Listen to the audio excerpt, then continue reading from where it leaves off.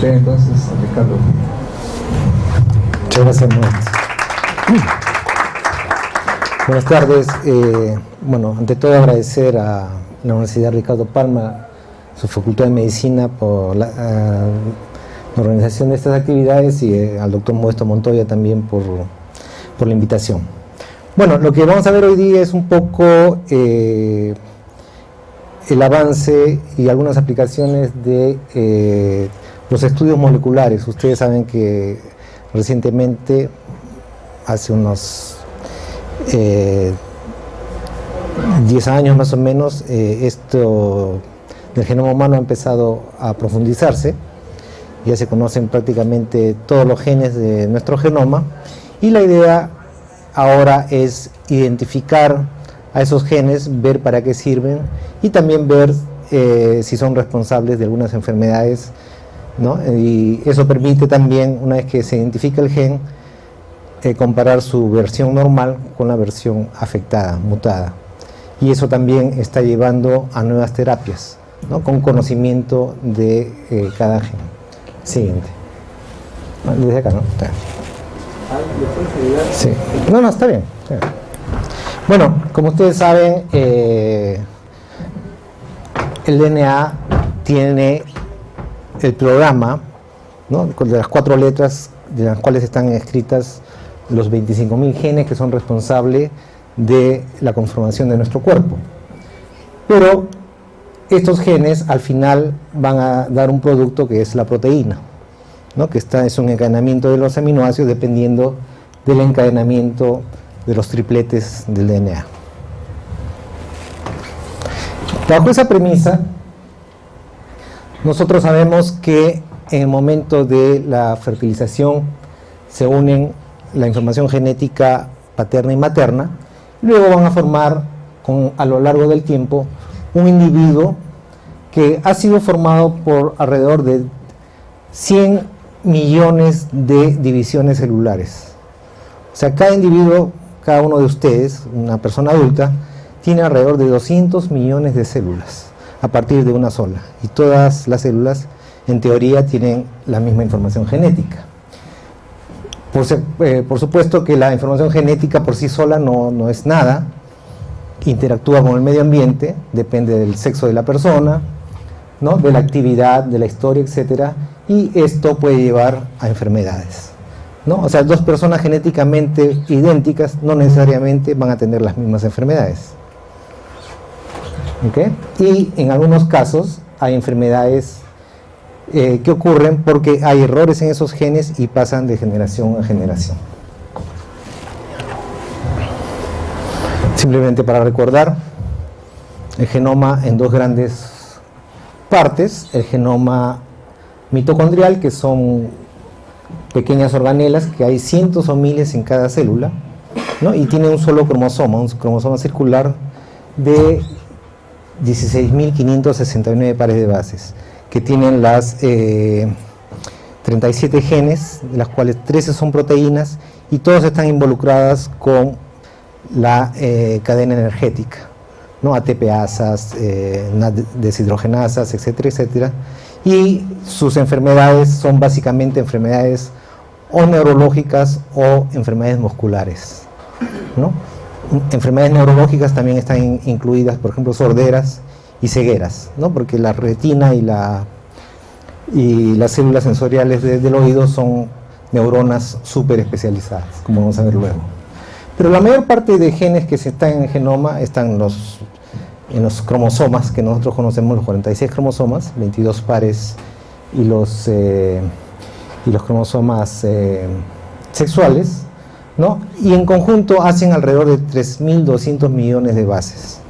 Se sabe que están codificados 25.000 genes, y solamente menos del 1.5% del genoma codifica para proteínas, ¿no? Y el resto, como vamos a ver luego, está conformado por DNA que interrumpe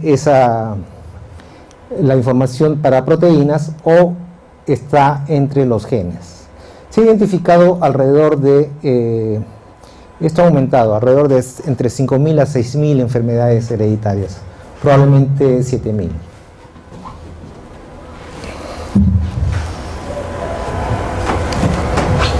La mayor parte de ustedes son estudiantes de medicina, ¿no? ¿Han llevado genética? ¿No? Bueno, saben, por ejemplo, el síndrome de Down está dado por la trisomía del cromosoma 21, un cromosoma 21 de más. Pero saben también que a veces hay deleciones, inserciones, transversiones que causan enfermedades, ¿no? Entonces, las mutaciones cromosómicas se ven al microscopio, pero las mutaciones moleculares, para ver al microscopio, tienen que ser mayores de 2000 pares de bases. Perdón, mayores de 2 millones pares de bases. Si ustedes tienen una deleción o inserción de 1 millón de bases, no la van a ver al microscopio, ¿no? Para eso se necesitan las técnicas moleculares que probablemente ustedes deben conocer del PCR y el secuenciamiento, ¿no? Que es lo que utilizamos nosotros en el laboratorio. Entonces, acá tenemos las mutaciones. Este es el ejemplo normal. Una mutación tipo sustitución, por ejemplo, es el paso de un nucleótido, T en este caso, hacia una C, ¿no? Timina a citosina, sustitución. Una deleción, 2 nucleótidos, acá T y G se pierden, ¿no? Salen, y esa es una sustitución, deleción. Inserciones es cuando, acá un poco se trastocó, pero si ustedes comparan este con esto, esta que está en rojo es algo que no existía antes y se ha metido ahí, es una inserción. Es como cuando ustedes están escribiendo un texto, o hay deleción o hay inserción a veces, ¿no? O también hay regiones a veces que se empiezan a repetir. TTG, a veces por la DNA polimerasa, se equivoca y empieza a poner repeticiones de lo mismo, ¿no? Ahora, otra cosa importante, un concepto, es el sitio donde ocurre. Si la mutación ocurre en cualquier lado del cuerpo, acuérdense que ustedes tienen 200 billones de células, ¿no? 2 por 10 a la 14. Si ocurre en cualquier célula, va a ser una mutación somática y probablemente no pase nada. Pero si ocurre en sus células germinales, quiere decir en testículos o en el ovario, que van a dar espermatozoides u óvulos, ahí es una mutación que se llama germinal y va a dar una enfermedad hereditaria eventualmente. O sea, va a ser heredado esa mutación. Pero si ocurre en una célula del cuerpo cualquiera, que no es la célula germinal, no pasa nada, o eventualmente da tumores, ¿no? Que puede llevar a cáncer. Entonces, acá hay dos conceptos. Uno, el concepto de hereditario no necesariamente es genético, ¿no? Una mutación en una célula somática es genética, pero no es hereditaria. Pero una mutación en una célula germinal sí va a ser hereditaria. ¿Ok? ¿Qué puede pasar en una mutación? Estamos hablando ya en una proteína.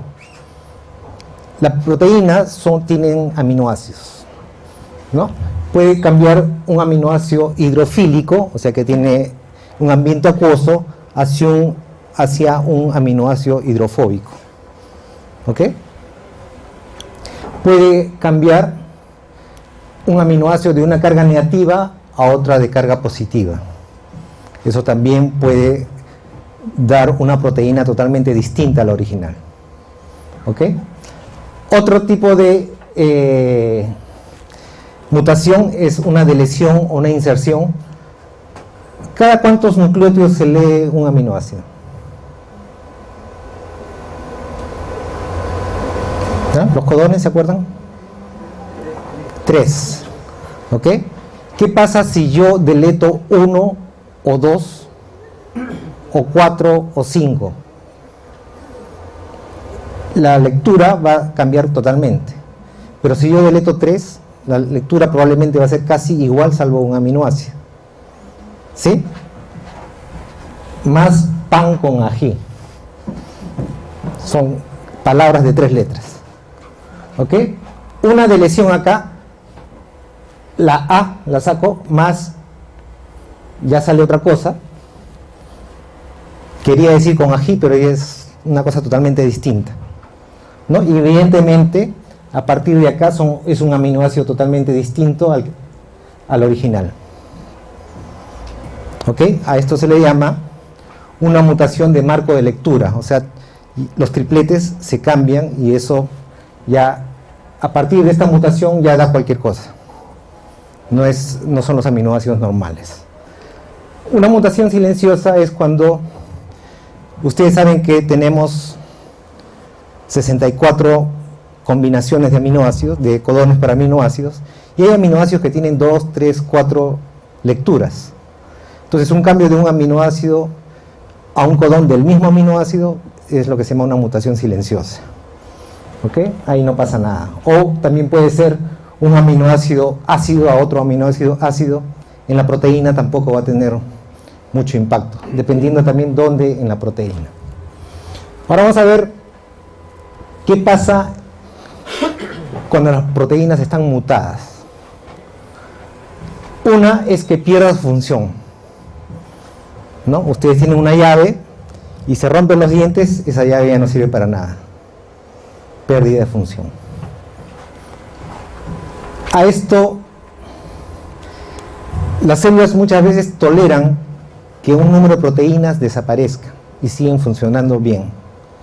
Pero cuando ese número de proteínas ya baja demasiado, se produce un ambiente celular que es inadecuado, ¿no? A eso se le llama haploinsuficiencia. O sea, la célula necesita por lo menos una dosis de... Nosotros somos normalmente diploides. Muchas proteínas basta con tener una dosis haploide, ¿ok? Pero cuando las dos dosis paterna y materna no existen, vamos a tener problemas, ¿no? Porque no va a haber suficiente proteína. Y este es el caso de las enfermedades recesivas, porque en las enfermedades recesivas generalmente tenemos un gen normal y uno afectado, ¿ok? Me dicen sí, pero me estoy equivocando. En enfermedades recesivas, el paterno y el materno, los dos están afectados. Por eso es haploinsuficiencia, o sea, insuficiencia tanto paterna como materna, no da nada. Gracias por corregirme. En las enfermedades dominantes ocurre otra cosa. Uno de los alelos se vuelve tóxico, o sea, la proteína normal junto con la proteína,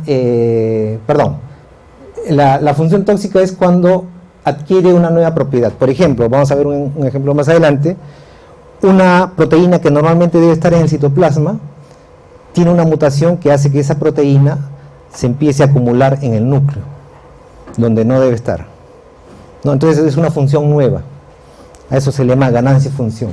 Y una tercera es cuando interactúan dos proteínas y la proteína mutante inactiva a la proteína normal. A esto se llama el dominante negativo, ¿no? Entonces, haploinsuficiencia en enfermedades recesivas o las ligadas al X, que es un tipo de recesivo, y las dominantes pueden ser de dos formas generales, de función tóxica o de dominante negativo. Bueno, simplemente para decirles que hay ocasiones en genoma humano donde normalmente o personas aparentemente normales pueden tener mutaciones en las dos copias de los genes, ¿no? Y sobreviven de manera normal. Por ejemplo, en el caso de esta proteína que se llama CCR5, es el receptor del virus del SIDA, ¿no? Se ha visto que hay prostitutas, tanto en Suecia, en un estudio de Suecia y otro que han hecho en Ghana, se ha visto que hay mujeres que son homocigotas para una mutación en este receptor y el virus del SIDA no encuentra cómo entrar dentro de los linfocitos, ¿no? Y esto es normal. ¿Por qué esas personas existen? Nadie sabe. Probablemente es un remanente antiguo de la peste bubónica. Se cree que esta mutación, ahora da resistencia al SIDA, daba resistencia a la peste bubónica hace miles de años, ¿no?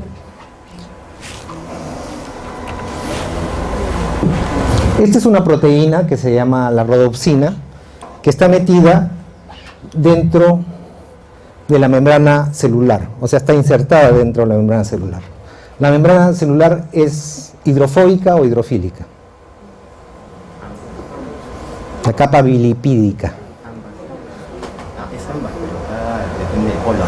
Depende del polo. ¿Qué está adentro? Hidrofóbica. ¿Ok? Entonces, ¿qué aminoácidos van a interactuar con la parte hidrofóbica? ¿Aminoácidos hidrofílicos o aminoácidos hidrofóbicos? Hidrofóbico, ¿no es cierto? Aceite con aceite, agua con agua. ¿Sí?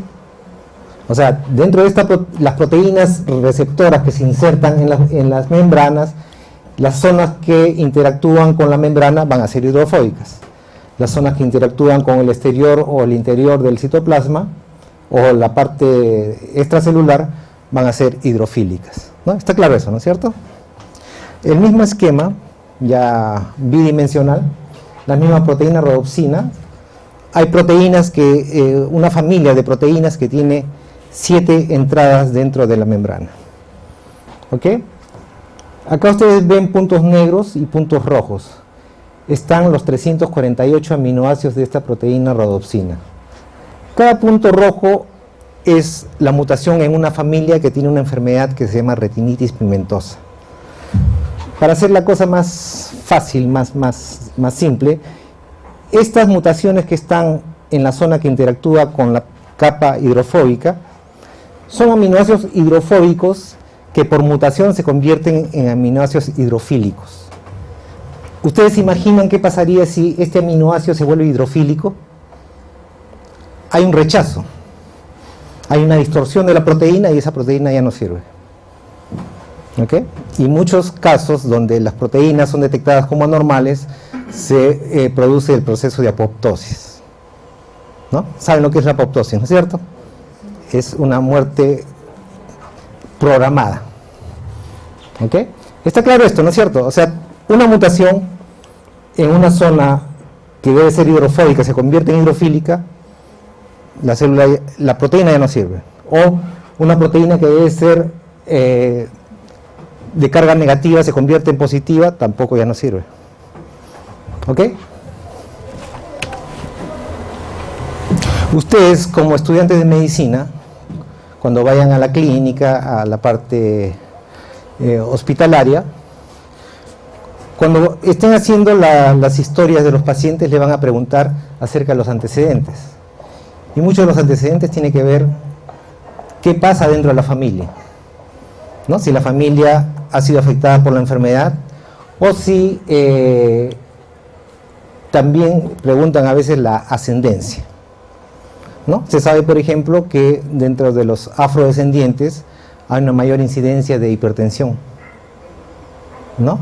Entre los descendientes de caucásicos, de europeos, hay una mayor proporción a tener la ceguera de tipo de degeneración macular, ¿no? Y eso quiere decir, todo esto, sea el problema en la familia o sea la ascendencia, nos está indicando que las enfermedades, no solamente las raras genéticas sino comunes, también tienen un componente genético.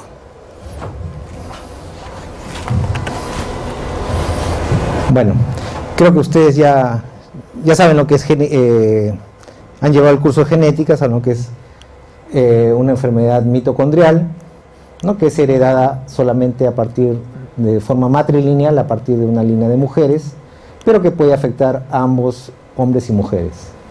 La autosómica dominante aparece tanto en hombres como mujeres y puede ser pasada a la siguiente generación, no importa por un varón o por una mujer.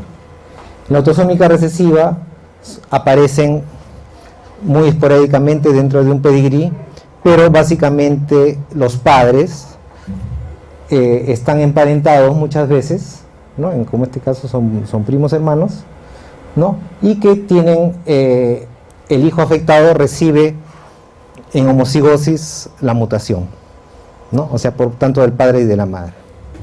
Y la que está ligada al X es, como su nombre lo indica, un gen que está en el cromosoma X, de las cuales las mujeres generalmente son portadoras asintomáticas, y los varones, cuando tienen la mutación, son afectados, ¿no? Lo que se llama hemicigosis. Acá tienen varias enfermedades y condiciones que tienen que ver con un componente genético, ¿no? Enfermedades tipo artritis, enfermedades psiquiátricas, cardiovasculares, hipertensión, asma, enfermedades inmunológicas, etcétera, etcétera. E incluso se sabe que ciertas adicciones también dependen de nuestro componente genético, ¿no? O cómo nosotros metabolizamos los fármacos. Las dos personas que le dan la misma dosis de fármaco no responden de manera igual, sino hay personas que por su constitución genética pueden metabolizar más rápido o menos rápido los fármacos. Incluso la afición a ciertas artes también está determinada por nuestro componente genético. ¿Y en la ciencia? A la ciencia también, pero hay de todo. O sea, hay los que hacen ciencia, hay los que creen que hacen ciencia, los que plagian, hay de todo. Acá tienen, bueno, el porcentaje ya lo conocen, las enfermedades dominantes. Si uno tiene un hermano afectado, 50% de posibilidades. En las recesivas, 25%, ¿no? Porque tiene que ser homocigoto. En enfermedades ligadas al cromosoma X, solamente los varones son afectados, ¿no? 50% dependiendo la enfermedad. Pero ustedes ven acá que hay enfermedades comunes, normalmente no consideradas como genéticas hasta hace 15 años. Pero ya se sabe que hay genes que están involucrados, ¿no? Se habla de enfermedades que corren en familias, no son enfermedades genéticas, sino la predisposición corre en familias. Cáncer, enfermedades coronarias, diabetes, hipertensión, etcétera, etcétera. Enfermedades psiquiátricas están asociadas con genes y medio ambiente, evidentemente, ¿no? Un ejemplo de una enfermedad recesiva, la mucoviscidosis, es una enfermedad que afecta las células exocrinas, ¿no? Principalmente las células del epitelio pulmonar, las células que tienen que ver también con la parte sudorípara, las células pancreáticas, ¿no? Que se supone que van a dar las enzimas digestivas. Entonces, estas personas generalmente mueren de niños porque empieza a acumularse mucus en el pulmón, ¿no? Y también tienen problemas de digestión porque las enzimas digestivas no funcionan, y estas personas, aunque coman, se mueren de hambre, ¿no? Poco a poco. Esta es una enfermedad recesiva y tiene que ver con la excreción de cloro y de sodio. ¿Okay? Acá ustedes tienen, esta es una bomba, una ATPasa, porque tiene una parte que trabaja con ATP y que expulsa el cloro hacia el lado externo de la célula. Si esto se destruye, generalmente la mayor parte de mutaciones, el 80% de mutaciones en europeos está en esta parte, que tiene que ver con la zona de ATPasa. Esta bomba no funciona y el cloro se empieza a acumular, en vez de irse al lado exterior, se empieza a acumular dentro de la célula y tiene sus problemas. Esto es causado, acuérdense que es una enfermedad recesiva, por haploinsuficiencia. O sea, con un alelo es suficiente para que la persona sea normal. Pero si los dos alelos están mutados, esas personas con el tiempo van a fallecer. Otra enfermedad, una enfermedad dominante en este caso, se llama la corea de Huntington, no sé si la han estudiado, en neurología. Es una enfermedad que produce movimientos involuntarios y es una enfermedad progresiva que poco a poco, a los 20, 30 años de iniciar la enfermedad, aparte de las cuestiones motoras, ya las personas mueren con prácticamente inmovilizadas y con problemas de demencia, ¿no? Generalmente da entre los 30 a 60 años, pero hay casos extremos donde afecta a niños y estos niños ya no tienen la corea, sino más bien no tienen ningún movimiento, parecen robotitos.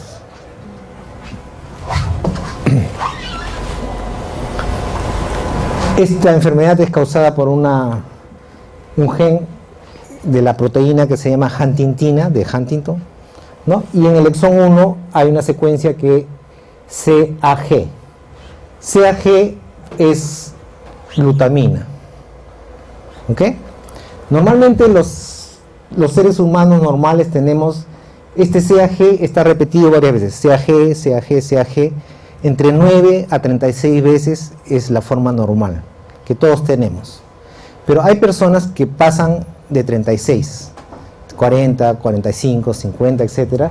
Y cuando esta parte se empieza a tener más de 40 repeticiones, la proteína va a tener un exceso de glutamina, CAG, glutamina, glutamina, glutamina.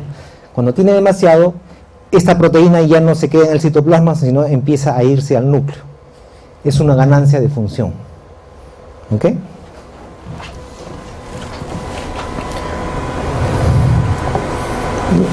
En vez de irse al citoplasma, se va al núcleo, ¿no? Y esto causa una enfermedad, como les digo, progresiva, y tiene que ver con estas repeticiones. Ustedes que conocen el PCR, estas son personas normales, y acá tienen una persona que tiene un alelo normal. Este es el umbral de 40 de repeticiones, y acá ustedes ven que a esta persona tiene un alelo acá, pero el otro alelo pasa el umbral patogénico de la corea de Huntington. Bueno, y esto es interesante porque acá tenemos una familia. Esta es la mamá, estos son hermanos de alrededor de entre 50 a 65 años, y esta es una hermana menor. Esta hermana tiene 40 años, o sea, 10 años menor que los otros hermanos que recién están teniendo la corea de Huntington.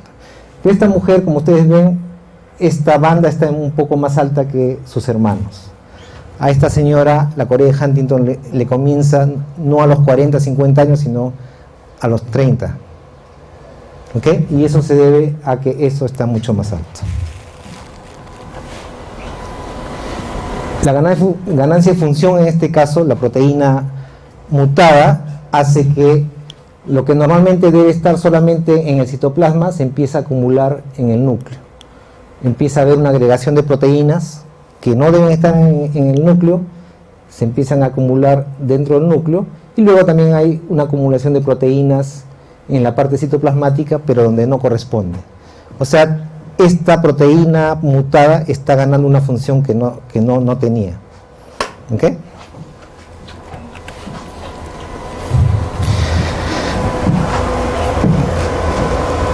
El síndrome de Down, ¿saben lo que es, no es cierto? ¿Qué es el síndrome de Down? Trisomía 21, ¿no es cierto? ¿Qué era la trisomía 21? Se sabe desde el año 1958. ¿Ok? Estamos hablando prácticamente 50 años. Pero ¿por qué da un cromosoma de más? ¿Por qué da el síndrome de Down? Esto recién se ha sabido cuando estamos explorando los genes que hay en el cromosoma 21. ¿Ok? Todo el cromosoma 21 no da el síndrome de Down. Por translocaciones de pedazos del cromosoma 21 se sabe cuáles dan el síndrome de Down, qué regiones dan el síndrome de Down y cuáles no. ¿Y qué pasa cuando se estudia las regiones que dan el síndrome de Down? Antes de ver eso, vemos que las personas tienen el 100% de las personas con síndrome de Down tienen retardo mental. Las personas tienen una facies característica, que se llamaba antes el mongolismo, ¿no? Las personas tienen una deposición cuando mueren estas personas y se les hace un corte en el córtex del cerebro, se ve que hay una acumulación fibrilar, una acumulación de proteínas, que es exactamente la misma que tienen las personas con Alzheimer. ¿Ok? Defectos de facies, ¿no? De esqueleto, huesos, y también, por ejemplo, tienen una mayor predisposición a tener leucemia linfoblástica, ¿no? Hasta antes de la Segunda Guerra Mundial, las personas con Down morían por infecciones. ¿Ok? Entonces, lo que quiero acá recalcar es el retardo mental, la acumulación de proteínas en el córtex, la predisposición a tener problemas inmunitarios, la predisposición a tener leucemias, tienen cataratas, etc. Cuando viene el genoma humano, ¿qué descubre en el cromosoma 21? Descubre que hay una proteína que se llama APP,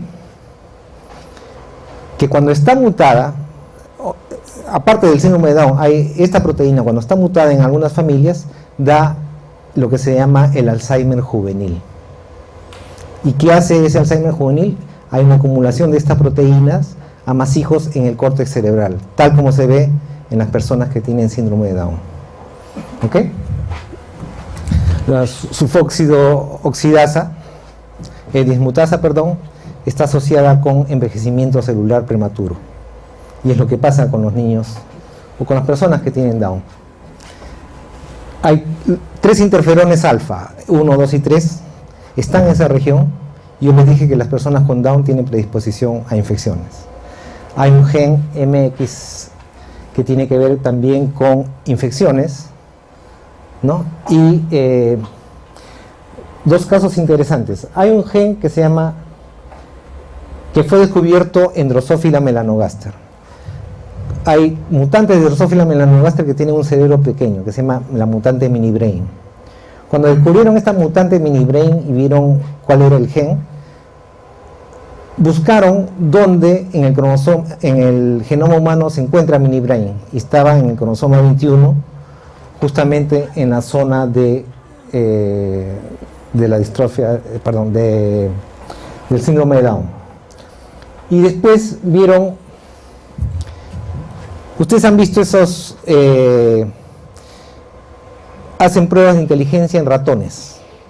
Los ponen en un laberinto, ¿no? Les ponen la comida en medio y los sueltan en el laberinto y los ratones empiezan, si es que aprenden, la primera vez demoran 10 minutos, la segunda 8, ¿no? Porque van aprendiendo, la tercera 6 y así sucesivamente. Pero hay ratones que desde la primera hasta la 50 vez siempre se van a demorar 10 minutos. O sea, son ratones que no aprenden. ¿Ok? Y a esos ratones le llamaron SM, que quiere decir de single-minded o ratones distraídos. ¿Ok? Cuando vieron que había una mutación, vieron qué gen está mutado, cuando van a buscar dentro del genoma humano el equivalente, este gen está en el cromosoma 21. ¿Ok? O sea, en caso de Drosophila y en el caso de ratón, encontraron genes que uno que disminuye el tamaño del cerebro y otro que disminuye el problema cognitivo. ¿Ok? Y estos 2 genes están en cromosoma 21 en la zona del síndrome de Down.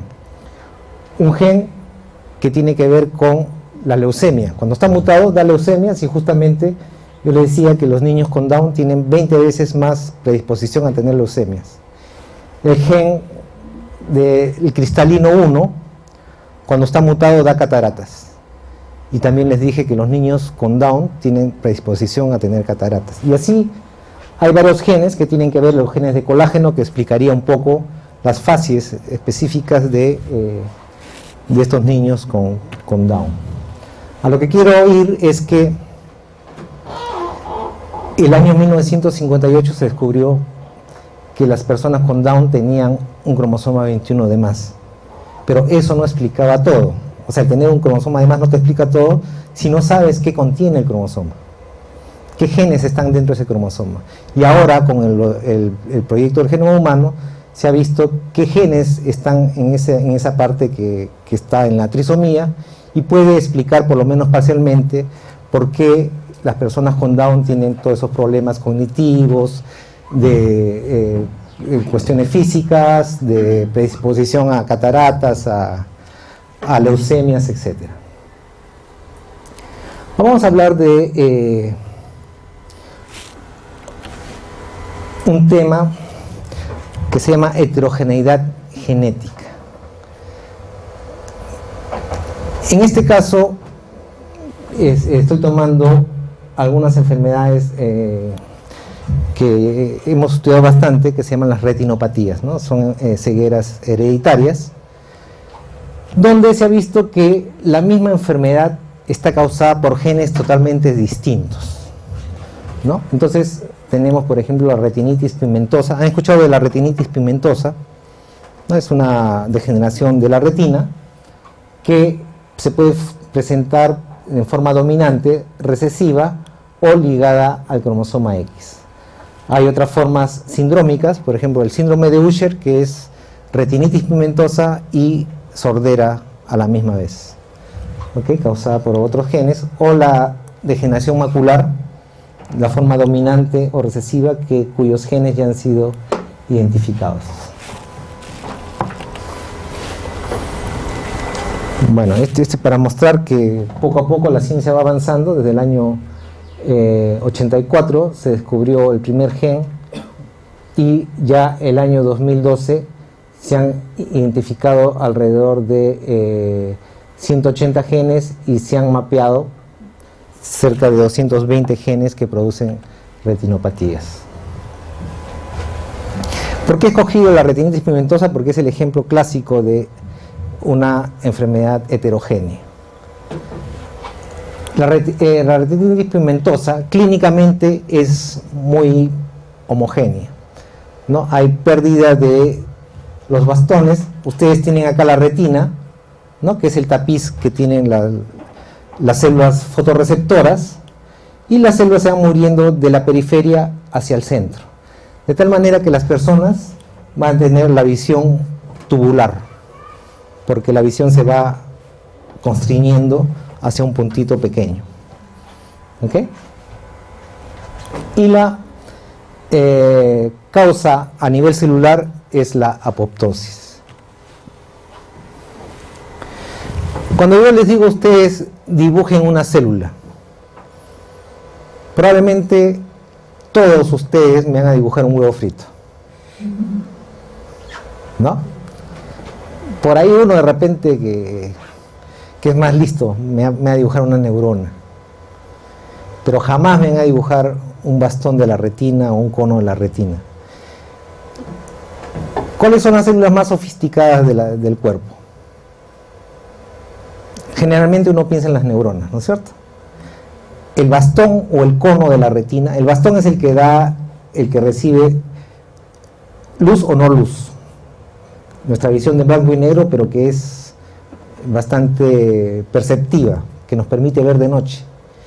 Y los conos son las células que nos permiten ver los colores, ¿ok? Los conos y los bastones son células, son neuronas sofisticadas, ¿ok? O sea, si las neuronas son Mercedes-Benz, ya los bastones y los conos son un Porsche, ¿ok?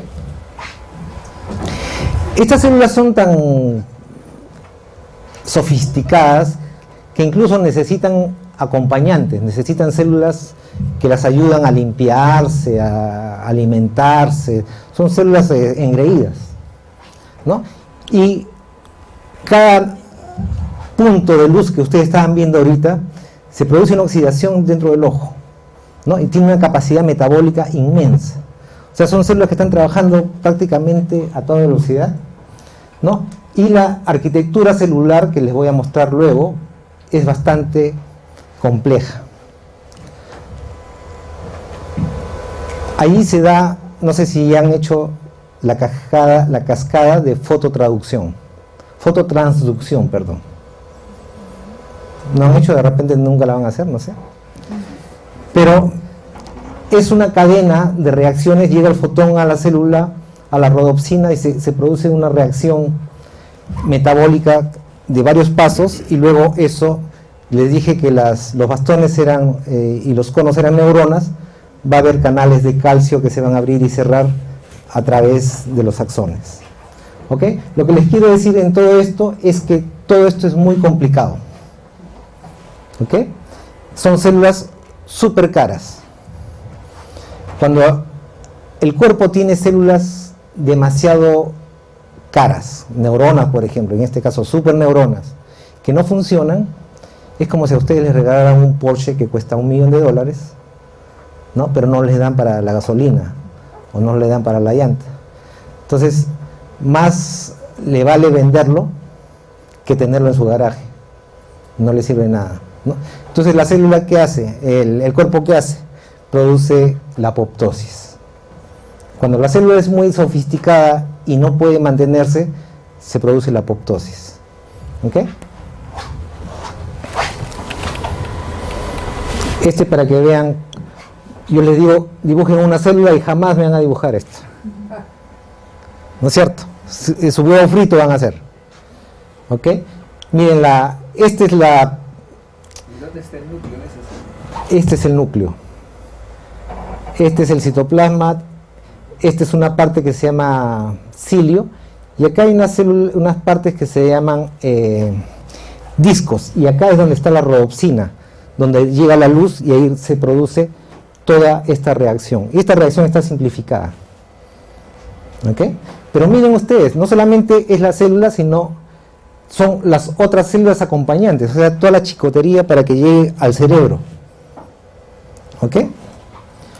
Miren ustedes esta capa, una célula, otro tipo de célula, otro tipo de célula, recién va al nervio óptico.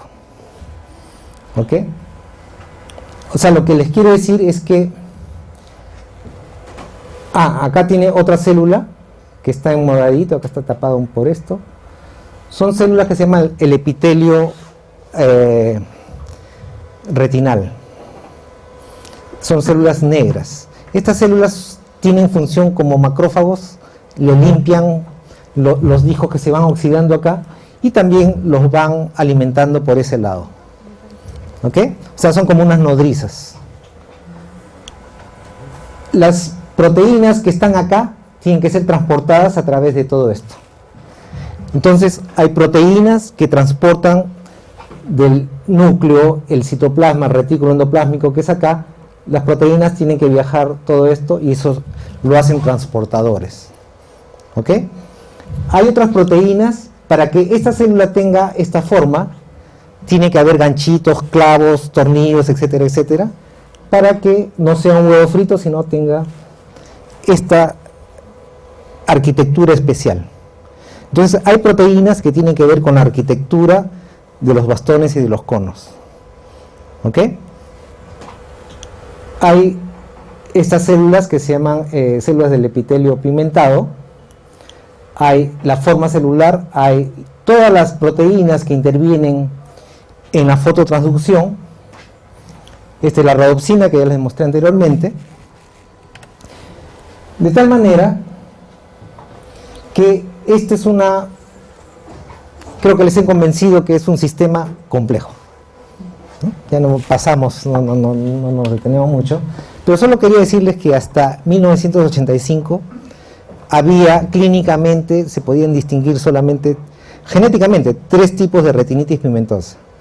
La autosómica dominante, porque aparecía en todas las generaciones; la autosómica recesiva, porque aparecía solamente en algunas personas afectadas de forma recesiva; o había cegueras que afectaban solamente al abuelo materno y al nieto, ¿no? Y a los tíos, de repente hermanos de la mamá, por ejemplo, ¿no? Entonces, 3 tipos de retinitis pigmentosa. Después de casi 30 años, se han identificado por lo menos 50 genes distintos que tienen que ver con mutaciones en rodopsina y en otras proteínas que tienen que ver con la fototransducción. Vieron la cascada que les enseñé. Cualquier mutación de cualquiera de esas inactiva la función del bastón o del cono. Proteínas, les dije que para tener esa estructura debía haber ganchitos y tornillos, etc. Esas proteínas estructurales, cuando están mutadas, también dan retinitis pigmentosa. Las proteínas ya no del bastón, sino de la célula que estaba limpiando la enzima, cuando está mutada, si no la limpian, esta célula se intoxica. También se produce apoptosis, ¿no? Y así, estas proteínas, por ejemplo, si las proteínas, las rodopsinas, deben ir hacia la periferia, pero no está el transportador y se quedan cerca al núcleo, la proteína no sirve para nada. Entonces también es necesario eliminarla. El destino común de todas estas son cosas que las proteínas, la fototransducción no tiene nada que ver con las estructurales, ni no tiene nada que ver con la proteína del epitelio de la retina, pero el destino común, cualquiera de estos 50 genes hasta ahora descubiertos, cuando mutan, dan retinitis pigmentosa por apoptosis. ¿Ok? O sea, dicho de otro modo, del año 85 se sabía que había 3 tipos de retinitis pigmentosa. Y el año 2013 se sabe que hay por lo menos 50 diferentes tipos de retinitis pigmentosa, porque ya conocemos las mutaciones en los diferentes tipos de proteínas. No sé si ustedes han escuchado el año pasado, se descubrió un pueblo cerca de Churín que se llama Parán, donde se vio que había, de 350 habitantes, había 60 personas que tenían retinitis pigmentosa, desde edades desde 5 o 6 años hasta personas ya totalmente ciegas. No es una enfermedad progresiva. Los niños a los 5 o 6 años juegan a las bolitas con sus amigos, pero a partir de las 6 de la tarde, así ya cuando empieza la penumbra, hay un grupo de niños que ya no juega porque ya no ve las bolitas, ¿no? Porque esta enfermedad comienza con ceguera nocturna, ¿no? Y son chiquitos que se tropiezan con sus muebles dentro de las casas, por ejemplo, ¿no? Acá fue con el Instituto Nacional de Oftalmología, hemos ido a este pueblito Parán, los del Lino hicieron el análisis oftalmológico, nosotros extraímos el ADN de la mejilla y hicimos el estudio. Acá ustedes tienen el pedigrí. La mayor parte de personas son varones, ¿no? Pero por ahí, como es un pueblito pequeño, hay lo que los genetistas conocemos como inbreeding, o sea, hay el casamiento entre personas emparentadas, gente que no, endogamia, ¿no? Gente que no sabe que son primos hermanos, porque son primos de 4, 5, 6 generaciones, no saben, y como están en el mismo pueblito, se casan, y hay esta es una enfermedad típica ligada al X, pero hay tanta endogamia que hemos descubierto 2 niñas que tienen retinitis pigmentosa, ¿no? Pero por endogamia. ¿Okay? Y acá está la mutación, esta es la parte normal, esta secuencia no existe en las personas mutadas, ¿no? Acá hemos hecho la secuencia, ¿no? Y esto evidentemente es haploinsuficiencia. Ustedes han estudiado la distrofia muscular de Duchenne, ¿no? Una enfermedad que está en el cromosoma X, que es la mutación de una proteína que se llama la distrofina, que protege a la célula del uso mecánico. Cuando esta proteína no funciona, toda la célula muscular se destruye, ¿no? Y comienza la distrofia. Es una enfermedad progresiva. Los niñitos poquito a poco van perdiendo la movilidad, ¿no? Y los músculos se van, una distrofia, o sea, se van desapareciendo su actividad, y en un momento dado ya, cuando llega el diafragma o la parte respiratoria, se debilitan mucho, pueden morir, o si no, si es que sobreviven, van a morir por cuestiones cardíacas, ¿no? Esto también se debe a haploinsuficiencia, ¿no? Y acá tienen ustedes una forma por PCR que se llama un PCR múltiple. Ustedes pueden ver, las personas normales tienen una serie de rayas, de bandas, pero hay personas que les falta, ¿no? Acá, por ejemplo, a esta persona le falta una parte, a esta persona le falta dos, y así sucesivamente ustedes pueden ver qué partes de este gen están faltando.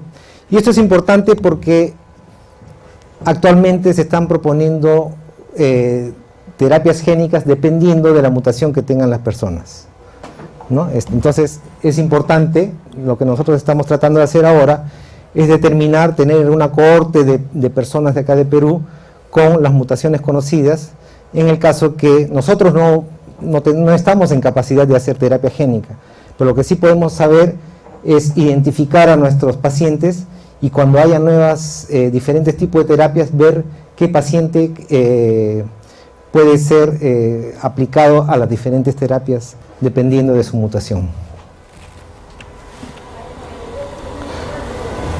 Otro trabajo que hacemos es en el glaucoma.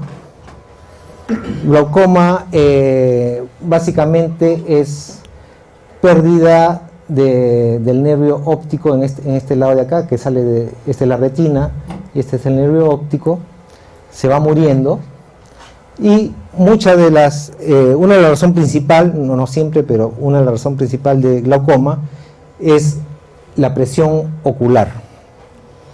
¿Ok?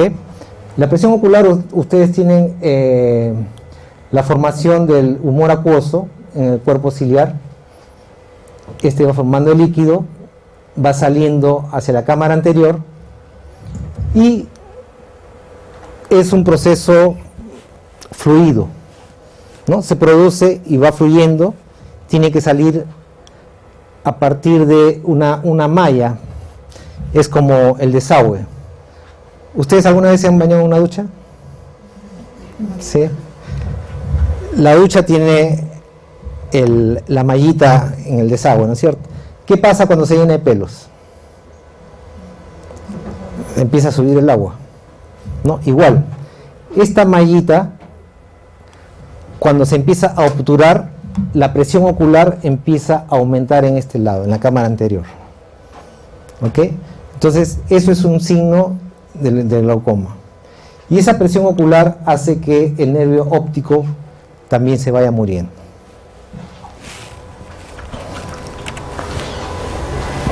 Hay una proteína que es necesaria para que el humor acuoso pase a través de ese filtro. Ayuda a que el humor acuoso sea fluido. Si hay una mutación en esa proteína, que son mutaciones generalmente solamente en un exón, el exón 3, esta proteína hace más bien que la malla se obstruya. No es como si ustedes pusieran papel o pelos en el desagüe y empieza a aumentar la presión ocular. Esta proteína se llama miocilina, ¿no? Y es responsable de alrededor del 7% de los casos de mutaciones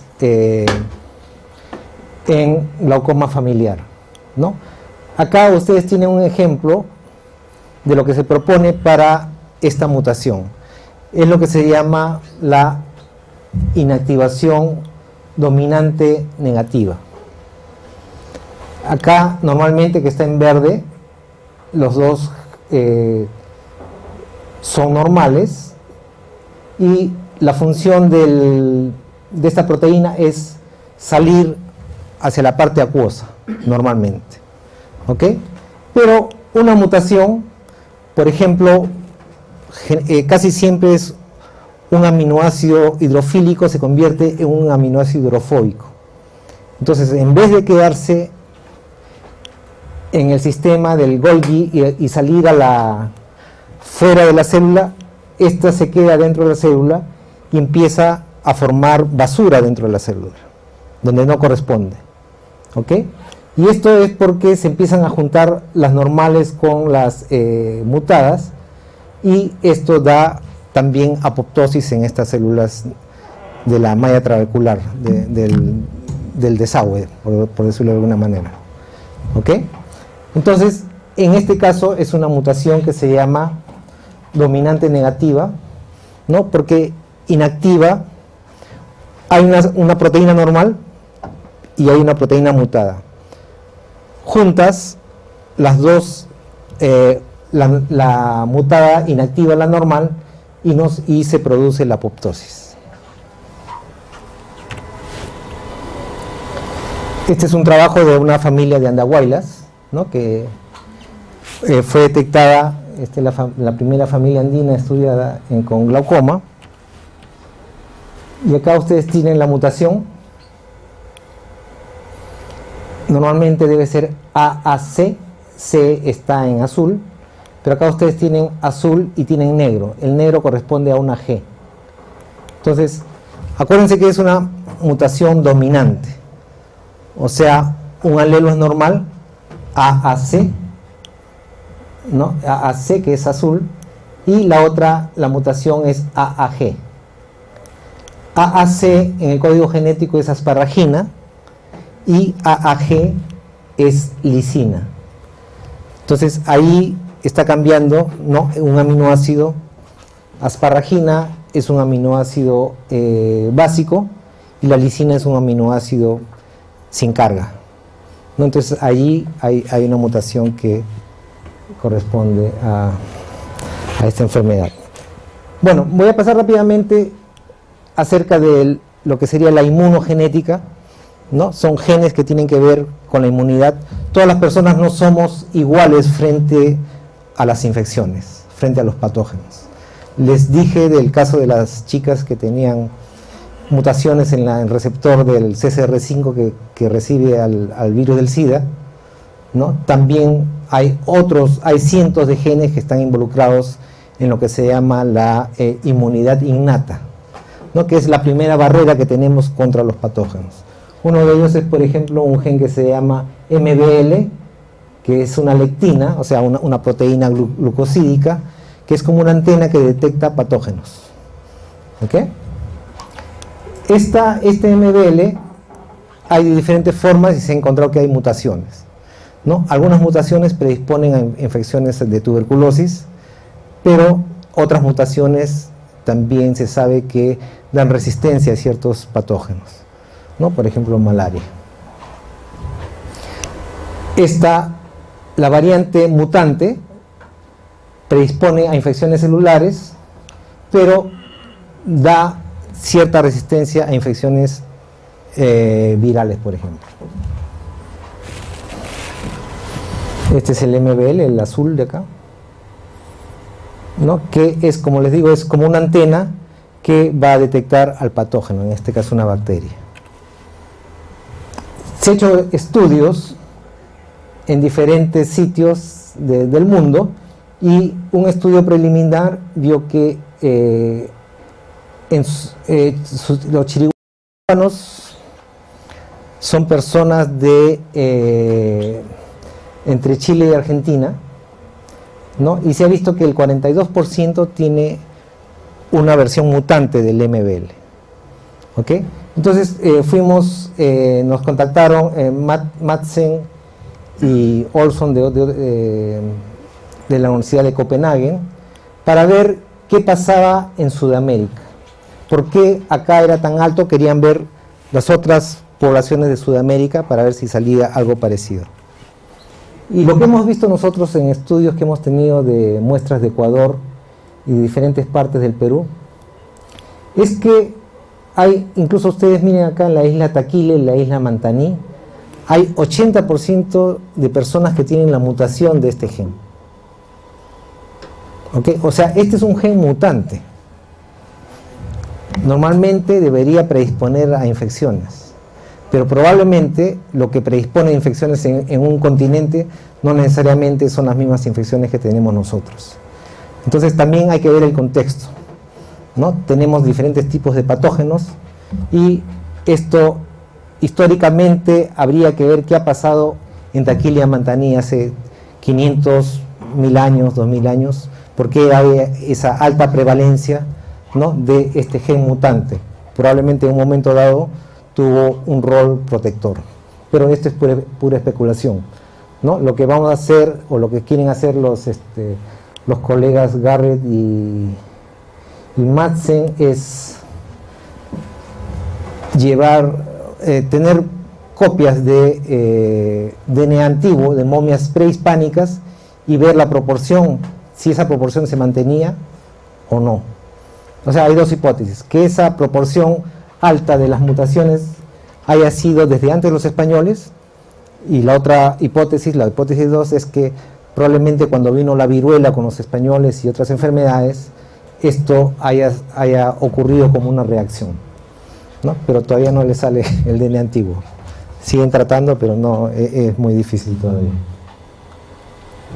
Voy a terminar con una... Esto es un trabajo acerca de una enfermedad, de una mutación somática.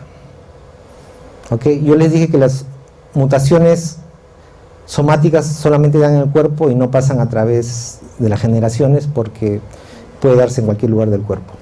Y hay una mutación en un gen que es un oncogen, que tiene que ver con la proliferación celular, y cuando ocurre en una célula que es en la parte estromal del estómago o del intestino, que se llama GIST, da un tumor, ¿no? Y que produce, muchas veces se convierte en cáncer, ¿no? Y acá nosotros hemos estudiado, por ejemplo, unas muestras de una persona que tiene este tumor GIST. Le sacamos muestra de cualquier parte del cuerpo, en este caso fue de sangre, y muestra del tumor, ¿no? Y la muestra de la sangre, que es normal, vemos que la secuencia corresponde al DNA que debe corresponder en esta región. Pero en el tumor, toda esta región había una delesión, 11 pares de bases que han desaparecido. Esta G y esta G se junta con esta G porque todo esto ha desaparecido. Ustedes ven ahí, había una delesión. ¿Ok? Entonces, ¿por qué es importante detectar la delesión en GIST? No solamente porque nos permite hacer el diagnóstico molecular de la enfermedad, sino también, de acuerdo a la mutación, se sabe que el tumor va a responder a diferentes fármacos. ¿Ok? El c-KIT es un receptor con quinasa, ¿no? Y este es el receptor. Cuando está mutado, esto está como si nosotros dejáramos la luz, el interruptor de la luz prendido, ¿no? O sea, nunca se apaga, entonces la proliferación celular sigue y se forma el tumor. Pero lo que quería también hacerles notar es que hay una mutación germinal que hace, no en el mismo sitio del gen, sino en otro sitio del gen, del mismo gen, que produce esto. ¿Ok? Lo que les quiero decir es que una mutación en un gen no siempre va a dar la misma enfermedad. El c-KIT, cuando está mutado en ciertas regiones, el exón 9, el exón 11, etcétera, etcétera, va a producir una proteína que se queda prendida constantemente, constitutivamente, y hace que proliferen las células del estómago. Y no produce ningún otro tipo de cáncer, solamente el cáncer gastrointestinal estromal. Pero cuando está mutado en otros lados, no da nada que tiene que ver con cáncer, sino los profesores de acá deben acordarse de Miguel Aceves Mejía, ¿no? Que tenía su mancha blanca, ¿no? Y que ustedes ven que está conservado en la evolución, ¿no? Y es la misma mutación, perdón, es el mismo gen, pero con una mutación en diferentes lados. ¿Ok? Bueno, yo creo que con esto simplemente decirles que también se están descubriendo nuevas mutaciones en enfermedades multifactoriales, ¿no? Que tienen que ver con enfermedades cardiovasculares, diabetes, hipertensión, etcétera, etcétera. Todas las enfermedades, básicamente, que las enfermedades crónicas se están descubriendo genes asociados, ¿no? Este era un caso de obesidad, simplemente para mostrarles que hay mutaciones en genes que producen obesidad, pero también con otros síndromes, ¿no? Por ejemplo, en el caso de Prader-Willi tiene que ver con retardo mental. Desgraciadamente, estos genes que se han descubierto así de manera individual no son los genes que se encuentran mayormente en los casos de obesidad hereditaria. Se sigue buscando. Estos son los que se llaman, los biólogos le llaman los candidatos, ¿no? O sea, normalmente una enfermedad que te da obesidad, tú dices, ya, ese gen es candidato para que yo estudie obesidad, pero no necesariamente hasta ahora no ha dado resultados, ¿no? Pero se ha ido buscando, se ha hecho estudios de cohortes, por ejemplo, de miles de personas controles y de miles de personas obesas, ¿no? Y se ha visto qué es común en las personas obesas dentro del genoma, qué partes del genoma son comunes de las personas obesas y qué partes no corresponden con las personas controles. Y se ha visto, por ejemplo, que hay regiones del genoma que contienen, que están más compartidas en las personas obesas. Y así se ha descubierto que el gen, el ácido glutámico de carboxilasa, ¿no?, está asociado con la obesidad. Y esto probablemente es porque es un activador del apetito, ¿no? O sea, la obesidad es multifactorial. Uno es el apetito, otro es la forma como quemamos las grasas, otra es cómo nosotros acumulamos la energía, etcétera. O sea, hay muchos genes que están involucrados, pero se sabe que uno de los genes tiene que ver con el apetito. Bueno, simplemente, ahora sí, ya para terminar de aburrirlos. Lo que era algo bueno hace 20 años para algunas personas, luego en el transcurso de la vida esa cosa es mala, ¿no? Igual en la humanidad hay genes que fueron buenos hace 10.000, 15.000, 20.000 años y ahora esos mismos genes, esas mismas mutaciones que nos daban ventaja, ahora nos dan desventaja. Como siempre hablamos con el doctor Montoya, nuestro rol hace 20.000 años, la humanidad tiene 150.000 años más o menos. Los seres humanos tenemos de civilización solamente 5.000, 6.000 años. ¿Ok? Hemos vivido más de 100.000 años, los que podíamos vivir más después de los 15, 20 años, 30 años, cazando, recolectando frutas, todos los días trabajamos mucho, ahora nuestra vida es sedentaria. Entonces, en un momento dado, parte de las poblaciones humanas necesitaban conseguir energía. Y ustedes saben que la única especie que ha migrado prácticamente en todo el globo terráqueo ha sido el ser humano, que salió de África hace 60.000 años, pero se distribuyó por todo el globo terráqueo. Y nos siguieron, por supuesto, otras especies, ratas, perros, gatos, etcétera, que lo hemos llevado con nosotros, ¿no es cierto? Pero el que hacía la chamba éramos nosotros. O sea, cazábamos gacelas de repente en África, cuando llegamos acá cazábamos guanacos, no sé, en el momento que llegamos a Sudamérica.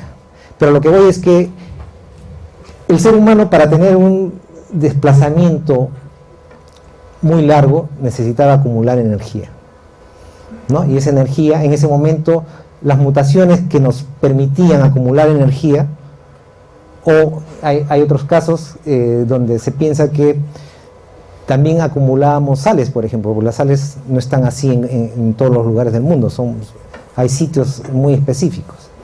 Entonces, para migrar más lejos necesitábamos acumular o energía o sales. Hace 20.000 años eso era muy bueno, pero ahora el mismo Homo sapiens, el mismo primate, tirado los domingos viendo televisión, comiendo canchita, viendo cómo 22 patas están moviendo una pelota, o ustedes acá sentados, no es el mismo trabajo metabólico de lo que hacíamos si hubiéramos vivido hace 5.000 años. ¿Ok? Lo que era bueno hace 20.000 años, el guardar energía o guardar sales, ahora se convierte en diabetes, se convierte en hipertensión, por ejemplo, ¿no? O sea, no todas las mutaciones dan enfermedades, a veces son, algunos contextos son buenos, otros son malos, ¿no? No sé si la mayor parte de ustedes es intolerante a la lactosa, por ejemplo, ¿no? El que es intolerante a la lactosa es la forma normal. Las personas que toman leche de adulto es una mutación. O sea, nosotros estamos programados para apagar el metabolismo de la lactosa cuando tenemos 6, 7 años. Después ya no nos sirve. ¿Ok? Pero hubo una mutación hace probablemente 10.000, 8.000 años en el Cáucaso, donde esta mutación permitió que la gente que se moría de hambre en esa época podía vivir justamente de la leche de animales que recién habían domesticado, que ahora son las vacas, las cabras. Y esa ventaja les ha permitido a ellos tener mayor ventaja sobre las otras poblaciones y fueron avanzando a lo que hoy es Europa. Es por eso que ahora los europeos son los caucásicos, pero originalmente eran de la parte de Georgia, del Cáucaso, ¿no? Entonces, se ha visto que hay poblaciones que tenían mutaciones para metabolismo de la lactosa, y justamente son poblaciones que han usado mucho animales que dan leche. En el caso de los caucásicos fueron las vacas y las cabras, pero también en África hay una tribu de pastores, los Masái, ¿no? También tienen una mutación en la forma de metabolizar la lactosa.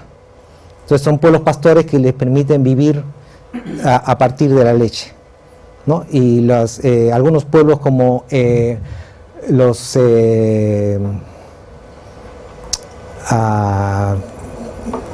Atila, ¿cómo se llaman? Los hunos, también se sabe que los pueblos mongólicos, también la proporción de personas que son tolerantes a la lactosa es muy alta, y justamente ellos se alimentaban mucho de la leche de yeguas, por ejemplo, en este caso, ¿no? O sea, lo que quiero decir es que no siempre una mutación es una desventaja o es una enfermedad, ¿no? En algunos casos una mutación puede ser de gran ayuda. Bueno, entonces básicamente lo que tenemos ahora es que podemos ya leer el genoma, leer las letras. Hemos descubierto que hay alrededor de 25.000 genes que son responsables de lo que somos nosotros. Se ha descubierto que las mutaciones, un cambio de cómo se escribe un gen, puede producir enfermedades raras, pero también hemos visto que están asociadas a enfermedades comunes, ¿no? Entonces esto nos lleva a pensar que en el futuro el determinar nuestro bagaje genético nos va a permitir, por ejemplo, tener una medicina personalizada, de cómo nosotros, según nuestros genes, podemos metabolizar más o menos rápido ciertos fármacos, o qué fármacos vamos a tomar, ¿no? O si tenemos predisposición a hipertensión o a diabetes, podemos nosotros saber con antelación, antes que llegue la enfermedad, podemos con 10, 20, 30 años de anticipación, podemos tratar de paliar el problema antes que llegue la enfermedad. Bueno, yo creo que con esto los dejo para que podamos seguir discutiendo con las preguntas. Gracias.